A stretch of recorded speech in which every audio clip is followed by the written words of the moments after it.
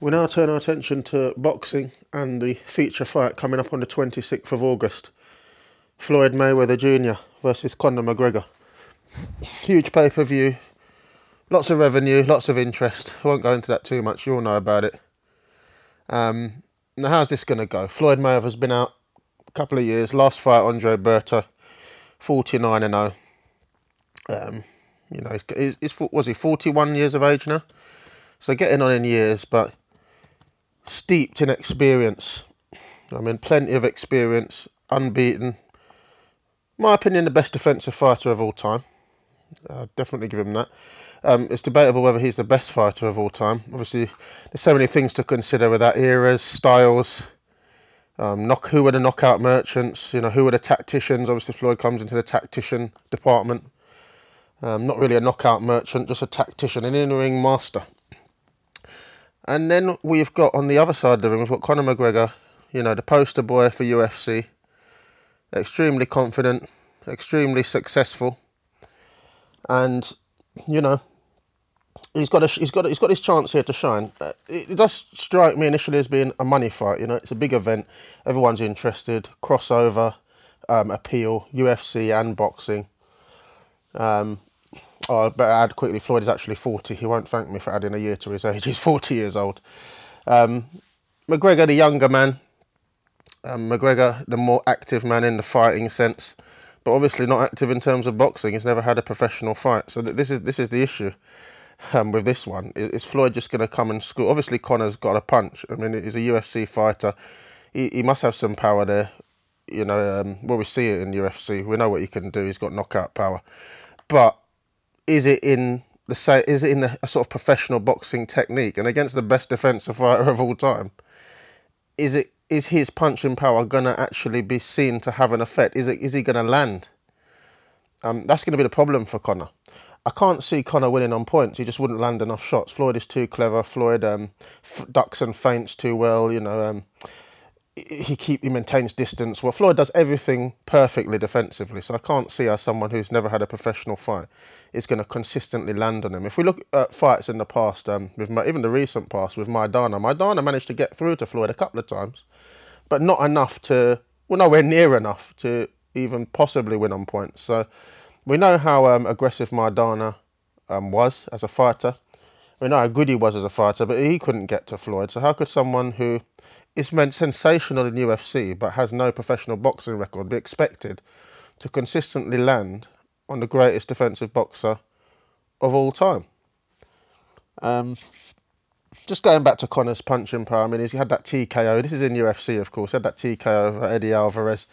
He took out Jose Aldo at the end of 2015. Chad Mendes, Dennis Seaver. There's a lot of knockouts on his UFC record. Marcus Brimage, Diego Brandao, Dustin Poirier. There's a load of UFC guys, but this is a different game completely. Said it a couple of times, the best defensive fighter of all time, possibly the best boxer of all time, 49-0. It's going to be tough for him. The only things that help Conor out is the inactivity, which will affect Floyd. As we saw that recently, David Haye, inactive, came back to fight Bellew. Obviously, he hurt his foot, but even before the injury, I didn't think he looked anything like the old David Haye. When you've been out, it does affect you, that ring rust. But Floyd's just got too much. I mean, mentally, think about how many years of practice in boxing Floyd has done against the best. He's fought the Shane Mosleys. He's fought the Zab Judas. He's fought the Manny Pacquiaos.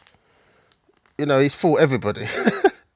Floyd, I mean, he didn't always fight people at their peak. He was quite selective of when he fought people, but he's just got a stellar record. He beat Canelo, a young Canelo, disposed of him. Maidana twice, Miguel Cotto, Juan Manuel Marquez, Ricky Hatton. The guys he's dispatched: Carlos Baldomir, Oscar De La Hoya.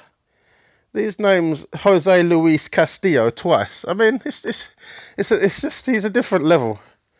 How Conor would win, Conor has to get through, and it's a case of a puncher's chance as far as I'm concerned. I've already explained, I don't see him consistently landing on Floyd. I don't see him winning on points. So can Conor land a punch? Yes. Will he? I doubt it.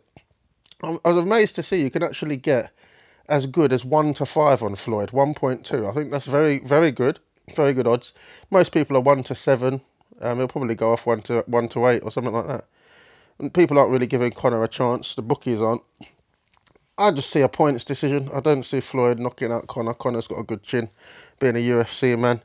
I think they'll put on a bit of a show. I think Floyd will be cautious with him. I don't think Floyd will try and mess around. He doesn't want to risk that embarrassing defeat. So he'll just play his usual defensive strategy. He'll take his time. He'll try and mark Conor up over a few rounds, mark the face up, shots to the body, shots to the face, range of shots, maintain distance. He'll try and frustrate Conor. You've got to remember that Ortiz fight, Victor Ortiz, where Floyd just frustrated the guy so much with his defensive skills. In the end, Ortiz ended up headbutting Mayweather, and they did the old touch of gloves, sorry and all that, and Floyd, took advantage of the protect yourself at all times rule and pretty much sucker punched Ortiz down. A left hand, right hand combination, and that was the end of Ortiz. It was a bit of a strange end to the fight. Some people said it wasn't very sporting, but it just shows Floyd's mentality. He doesn't care. The rules are the rules in boxing. Protect yourself at all times.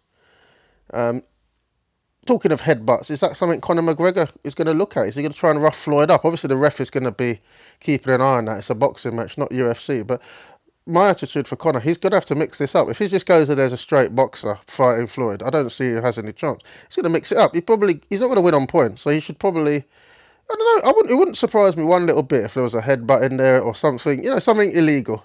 Just to put Floyd off his game, just to mess him up. Point off, so what? You're not going to win on points anyway. He knows he's got to clean Floyd out. It's going to have to be a knockout. It's going to have to be a TKO. So if it's getting on late in the fight and nothing's happening, Floyd's several rounds up, it wouldn't surprise me one little bit if Conor started. And the sort of character Conor is, not that he's a gentleman, not that he's looking to break the rules or whatever, but he's a fighter, isn't he?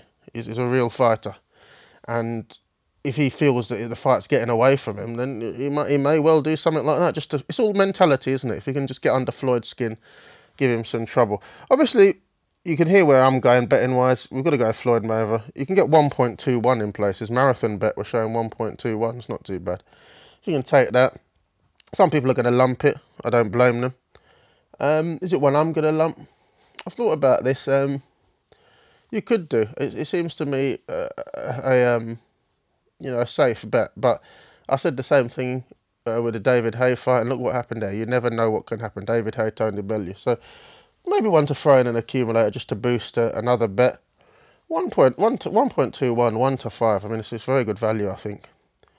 So if you can get that, take it.